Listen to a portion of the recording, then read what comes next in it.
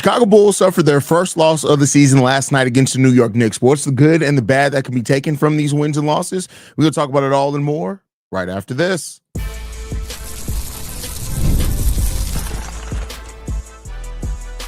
You are Locked On Bulls, your daily Chicago Bulls podcast. Part of the Locked On Podcast Network, your team every day. What's going on, Bulls fans? Welcome to another episode of Locked On Bulls, a member of the Locked On Podcast Network, where it's your team every single day. I'm Haize, host and creator of Chicago Bulls Central and Chicago Bears Central YouTube pages and podcasts. Today's episode is brought to you by Game Time. Download the Game Time app, create an account, and use code LOCKEDONNBA for $20 off your first purchase. But let's get into it. So the Chicago Bulls lost last night to the New York Knicks.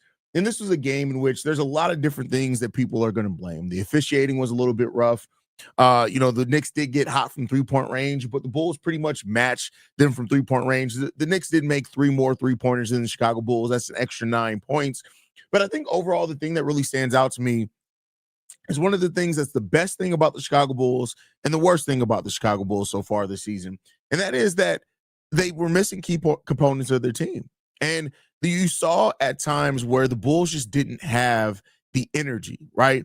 Now, that's not all due to Ayo Dosunmu, but I think a large part of it is because we've seen so far in games this season is that Ayo has come in and definitely shifted the energy of the game. And the Bulls were missing that yesterday. But then you got Kevin Huerter, who got out to 3 quick early fouls against Kevin Huerter, which a couple of those were a bit questionable, but, it happened. The Knicks got to the free throw line twice as much as the Chicago Bulls. The Bulls got there 11 times. The Knicks got there 22 times. The Knicks hit all 22 of their free throws. That's a thing there. And when it comes to this team, I think overall where the Bulls struggled at was they did not play their game. That's just my personal thing. And you see now, like, the Bulls are built off depth, and that's really good, right? And you have some really good offensive players on this team, but when you have your non-volume shooters out there, and for the Bulls, that's Isaac Okoro, that's Trey Jones, who's not a volume shooter. He's an efficient shooter, but he's not a volume shooter. Isaac Okoro, Patrick Williams out there, Julian Phillips, right? These are guys that don't really shoot a lot. And so when you lose Kevin Huerter to 3 fouls in the first quarter, he goes down, which means another player that does bring some energy and some shooting, you lost him. You don't have Ayo Dosunmu in this game. And then the energy's off and the free throws are off. You could tell that the Bulls were playing more timidly as far as defense in the paint because everything was getting called for between Cat and all that type of stuff. Now, again, I'm not using this as an excuse. In my opinion, the Bulls need to figure this out. You have to always play your game. And the things that are your identity, you have to find a way to always get into those things. That's just my personal opinion. That's the way that I view things, is you have to find a way to play your game. And the Bulls didn't do that yesterday. There were times where it felt like we were trying to play the New York Knicks game, and it just didn't work out for the Bulls. Now, the Bulls are missing key pieces. Coby out, Zach out, Ayo missed this game, and you just didn't have your full balance out there, and it is what it is. NJ Hawks said schedule loss, perhaps, but we can't go back to our always. Yeah, I can't say schedule loss either because this was a winnable game for the Chicago Bulls. If they just got back to the things that they did well, I think this was a winnable game for the Bulls, but you're not going to win them all anyway, right? You're going to lose some games. It's going to happen. It's unavoidable. You're going to lose some games, and I've said it many times. You don't really know exactly who a team is until they have their first losing streak and how they respond to it. Now, the hope is that this doesn't turn into a long losing streak, and I'm not predicting that by any stretch of the imagination for the Bulls either. But I think you learn things about yourself and your team as you struggle and as you overcome some of those struggles. And so that's the next step and phase for this team. You started off the season hot. That's great. Now, what do you do now to get back to what you were doing to win basketball games? That's the question there. Shay says the sad part about this game is 7 guys were in double figures. So you really wanted to win. Plus, Josh had a triple-double. I mean, yeah, that's why I said a lot of, I know there are going to be a lot of things. The Bulls still did a lot of things that they do. 7 players in double figures. Almost 70% assist ratio was really good. The Bulls shot 42% from 3. 42%. We took 40 of them. We shot 42% from 3. We shot almost 50% from the field, right? So we match the Knicks in a lot of areas It was just the energy things. We didn't even get out-rebounded a lot by this game. We got out-rebounded by 1 in this game.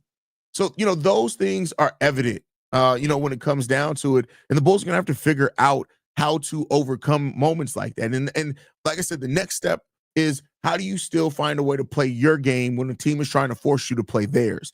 And that's what one of the steps is for this Bulls team, and they're going to have to figure that out.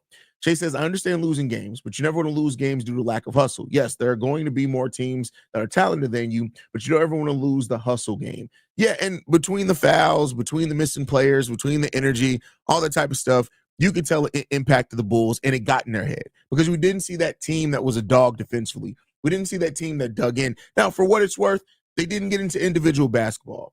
Vooch still had his double-double, which is good. Josh Giddey had his triple-double, which is good, right? Josh played with the energy that you expect Josh Giddey to play with. Isaac Okoro, for what it's worth, scored his 14 points as well. He shot 6 of 11 from the field. He was above 50%, so that's really good.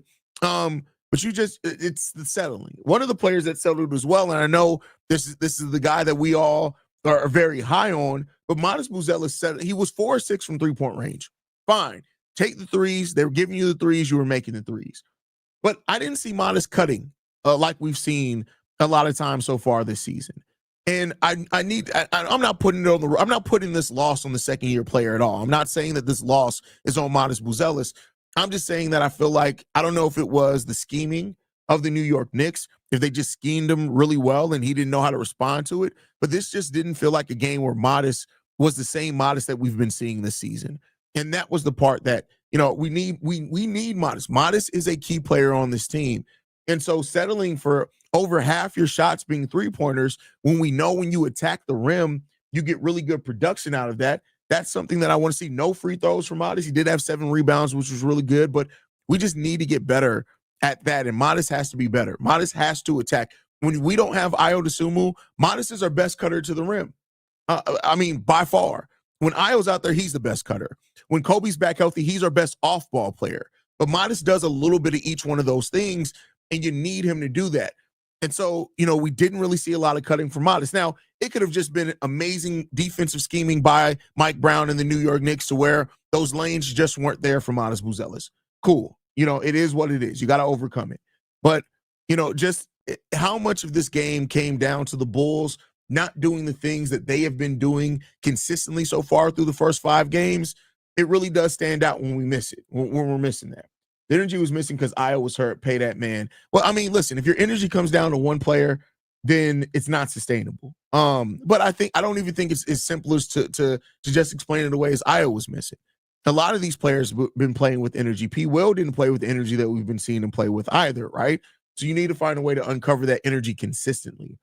BC Gaming says, I'm not putting it on one player, but we need Yuki. Yuki is hurt. Yuki is out for the season. He's hurt. Yuki is not with this team anymore. He's still working out with the Windy City Bulls and still in the Bulls training facility because I think they do plan on re-signing him once he's healthy. But Yuki is hurt, and Yuki is not going to be playing NBA minutes even if he was not hurt. Let's stop the nonsense. Yuki is not going to be playing in the NBA, at least not for the Bulls this season because he's hurt.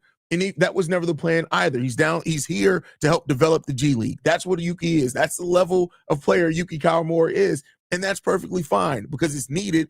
And we do need Yuki. But let's stop putting it on talk. Like, if you're still bringing up Yuki Kawamura to come play on the main roster, you have missed the plot. You've missed the plot by a lot. We got to get that corrected. But with that said, and so it's just those things with the Bulls. Turnovers weren't terribly bad. 14 turnovers, not the worst that the Bulls have had. Definitely not the best either. You want those to try to be around 10 or less is where you want the turnovers to be at. Like I said, we shot the ball 48% from the field. They shot 45% from the field. We shot 42.5% from 3. They shot 47% from 3, but they only made 3 more three-pointers than us, despite taking 2 more than us. So there you go on that one. But, when you have 31 points from Jalen Brunson, you have over 20 points from OG and Karl Anthony Towns, it's just going to be a difficult night. And the Bulls just didn't ever really truly find a rhythm in this game. But like I said, this is what you need this at some point in the season. You need this. You need to get punched in the face to then see how you respond to it. Now we get to go back to the drawing board and see how the Bulls respond to getting punched in the face, because let's make no mistake about it. The Knicks last night, The New York Knickerbockers punched the Chicago Bulls in the face, and now we got to see how they deal with it. But with that said, next up, we're going to be talking about the Bulls' best and worst aspect of this team so far through 6 games. But first, we do got to get into a message from a couple of our sponsors, and the first one is Robinhood. Your ambition just met its match. With Robinhood, you play for the win, not just on game day, but every day. Locking in on every opening, beating your PR, beating it again, channel that drive into your money. Robinhood puts you in control of your money. Trade stocks and ETFs, options, futures, and crypto all on one platform. You can now build and execute your own trades from a desktop with Robinhood Legends advanced tools, or take advantage of the new Robinhood strategies with a tailored portfolio managed by a team of experts. You expect more from yourself. Expect more from your money as well. Get started today at Robinhood.com/yourmoney. Again, that's Robinhood.com/yourmoney. Your money, your move. I also got to talk to you guys about another one of our sponsors, and that is Game Time. Basketball season is officially here, and nothing beats being in the arena for those opening games. But let's be real. Getting tickets can be a total headache. Between waiting in queues, surprise fees, and prices that jump right before checkout, it's easy to get frustrated when all you want to do is cheer on your team. That's where Game Time comes in, the app that gives fans the advantage. It's your ultimate life hack for scoring amazing NBA tickets fast and stress-free. I love that what you see is what you pay. No hidden fees at checkout. Plus, I can see exactly what my view looked like before I bought my tickets with their in-app seat view feature.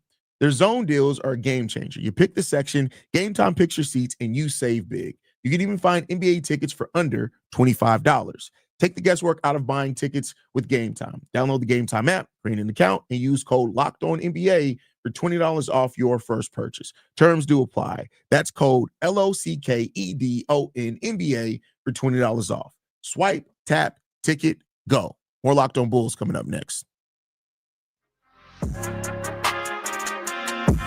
All right, Bulls fans, let's get into it, right?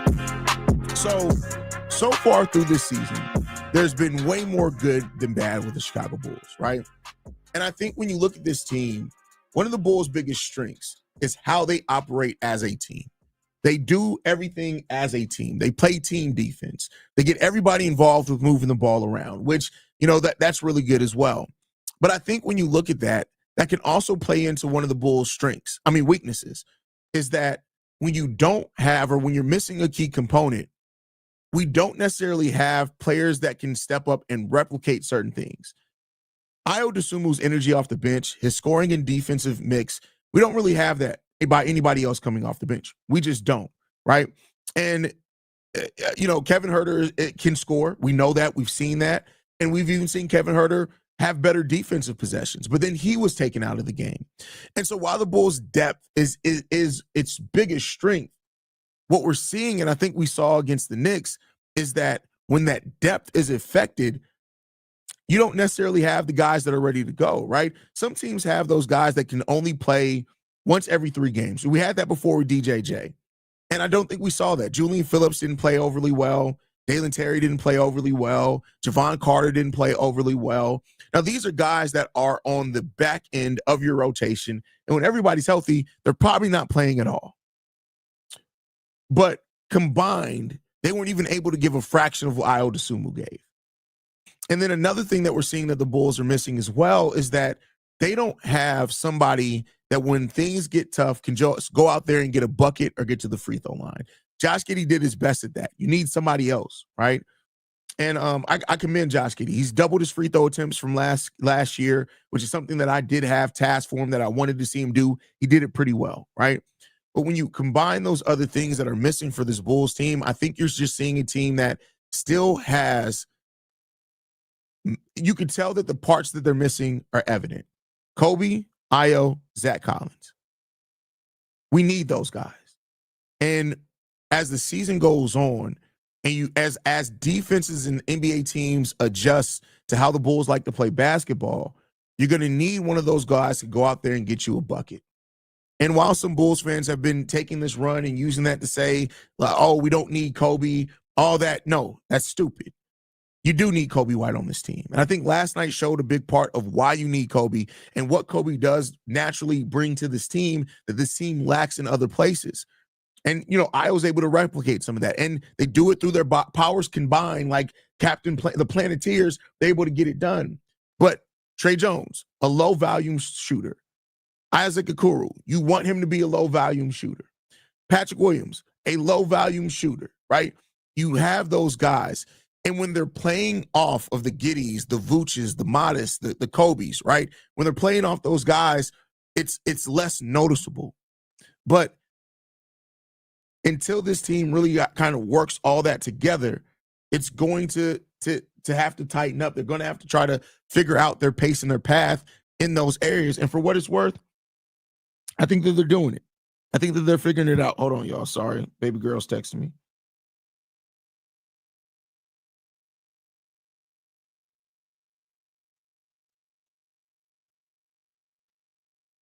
All right.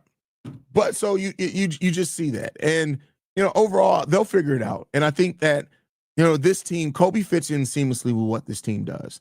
The people that are asking questions like, does Coby fit or not? I don't see that at all. I don't even understand why that's a question. But I think last night's game shows why you need Coby, why you need Ayo, and why the vision of this team is the team being together completely. And as that works out, I think we'll be all right. I'm not trying to criticize Billy Donovan, but one thing that I've seen that I'm still kind of concerned about is the fact that he doesn't make adjustments much faster when things get out of hand. Shay, here's the thing, Shay. I in prior years, I would wholeheartedly agree with you. I actually think this season, more times than not, we've seen Billy Donovan actually make adjustments pretty quick. I think when you go back and look at the Magic game, he called a timeout early in that game. He brought in some subs, and we were able to get it back underway. I think the first game against the Knicks, same thing. I think Billy Donovan's done a much better job at that this year. But I can't deny that has been something that has stood out to me about Billy Donovan over the years. So seeing it again can be a little bit concerning. Carlos says, is Giddey an all-star, especially now that we're winning? First, I mean, we're 6 games into a 82-game season, bro. Like he could be. I think his numbers are all-star level numbers, but we'll see. We'll see what happens there. We shall see.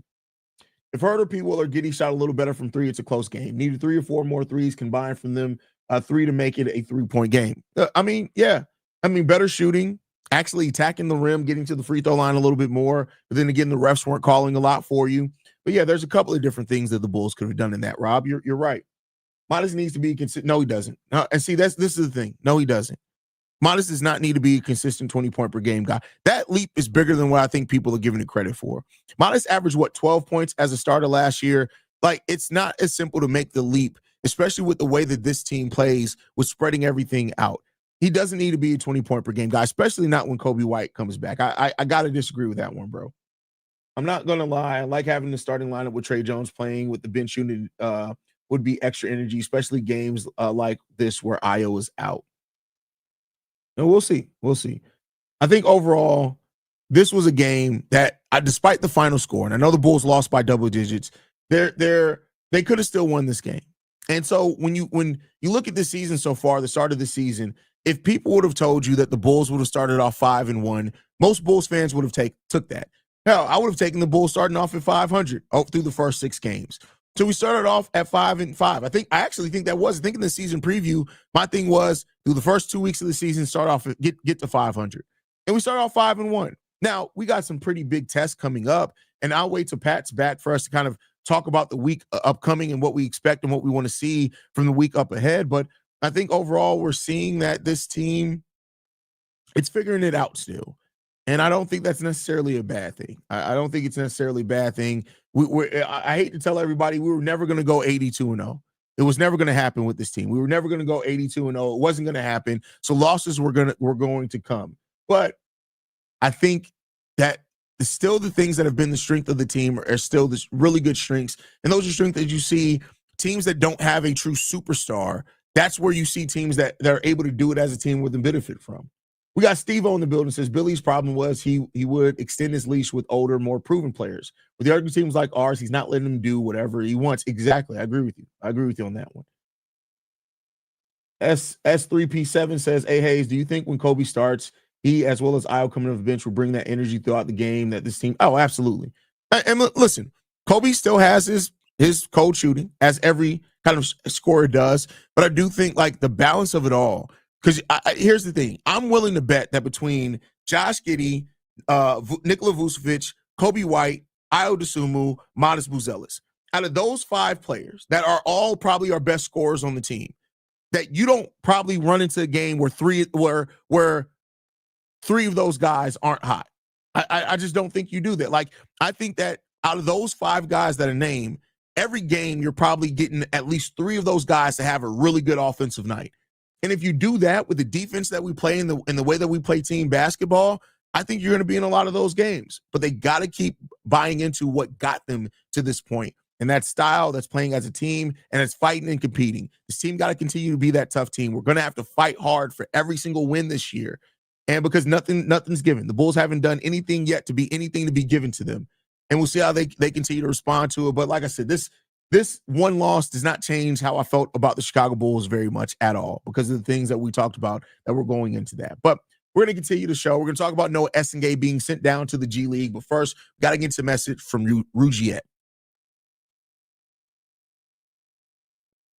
Let's be real. Making excuses doesn't solve anything. We've all heard before, it's just stress, I'm tired, or it happens to everyone sometimes. But when it comes to performance, sometimes your body just needs a little extra support. And that's where Rugiet comes in. Rugiet.com offers fast-acting, doctor-prescribed treatments for ED designed to help you stop making excuses and start making moves. Rugiet makes it easy to get started. You just connect with a board-identified doctor 100% online, no awkward waiting rooms, no in-person appointments. If prescribed, your treatment ships discreetly straight to your door. The process is fast, simple, and private, and it's all handled by real doctors. It's about confidence, connection, and getting back to the moments that matter. Visit rugiet.com/LockedOnNBA to get 15% off your first order. That's rugiet.com/LockedOnNBA. And don't forget to use our code LockedOnNBA so that they know we sent you. Rugiet, stop making excuses and start making moves. More Locked On Bulls coming up next. All right, Bulls fans. Last topic of the day before we get up out of here. Noah Essengue was officially signed down to the G League, and he's already had some practices with the Windy City Bulls down there.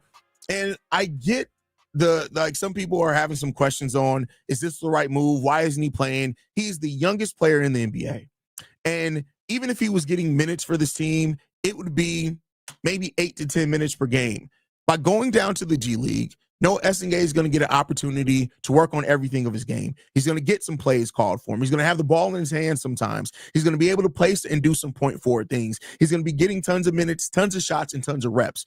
And I think at 18 years old, you need reps. Now, don't get me wrong. At some point, you need to be getting NBA minutes. And, I hope that there is a plan for Noah Essengue, not just let him stay down in the G League. The benefit of it is, as well, as that the Bulls have built a roster that's going to have a similar play style to what the Bulls are doing in the NBA, which means he's going to be learning exactly kind of the style that he needs to play for this team. But listen, I get it. A lot of repick going down to the G League is going to cause some questions from fans of any team. And I can't blame anybody for that. But I think overall, like, you're just going to have to see this as part of his development plan. And I said it before, too. Once Billy Donovan had the success that he did with developing Matas Buzelis, I think now you're going to see this kind of be a blueprint for the Chicago Bulls for the foreseeable future, is that you're going to get guys, they're going to get a stint in the G League. That stint in the G League is really going to be, Billy Donovan basically described it as almost a month to month, right? Now, I think that may be a little extreme, but Noah Essengue, if Noah goes down to the G League and shows himself to be head and shoulders above that level of competition, okay, cool. I think he'll get called back up. Matas spent one game down in the G League, I think. So we'll see how that works out for Noah. But as it stands right now, I just think that Noah is just down there so he can get the reps that he needs to develop his game, because Noah Essengue has one of those Swiss Army knife type raw foundations to his game. The question now becomes, how can you build off of that? How many of those skills can become transferable to the NBA? And then once they are, what do the Bulls need? And I think when you look at Noah's skill set, shot blocking, being active around the rim, getting out and running in transition, finishing around the rim, Noah can do those things. Now, the question comes about, can he deal with the NBA speed and can he deal with the NBA physicality? That's really what it becomes about for Noah Essengue. I know this wasn't the best news that a lot of people wanted to hear and things like that, but I do think that this is probably what's best for him to get actual meaningful development down in the G. And we'll see. Now, if we're talking about we get into this and we're at the end of the season and Noah's been down there with 20-10 in the G League with no even sign of him coming up to get a chance in the NBA, you're going to have some questions there at that point in time, right? But we'll see what Noah brings. Luckily, the Windy City Bulls games are easily accessible. If you guys want to see Noah Essengue play, you can see it. We don't have a point guard down there for him anymore. Yuki's hurt. Mac McClung got signed to the Pacers, I think. So there's no like true point guard that we were hoping to have down there for Lachlan Albrecht and Noah Essengue, but I think overall they'll figure it out. I think they'll figure it out. I'm not too mad about it as it stands right now, and we'll just see what the future does hold for Noah. But that's my time for today, guys. Thank you guys so much for tuning in. Make sure you guys are following us at Locked On Bulls. You can follow me at CEO Haize. Locked On Bulls is free and available at every podcasting app and platform of your choice, as well as YouTube, the Odyssey app, Amazon Fire TV, Roku TV, Fubo TV, basically anywhere you want us, you can get it. We'll catch you guys bright and early tomorrow morning, y'all. Peace.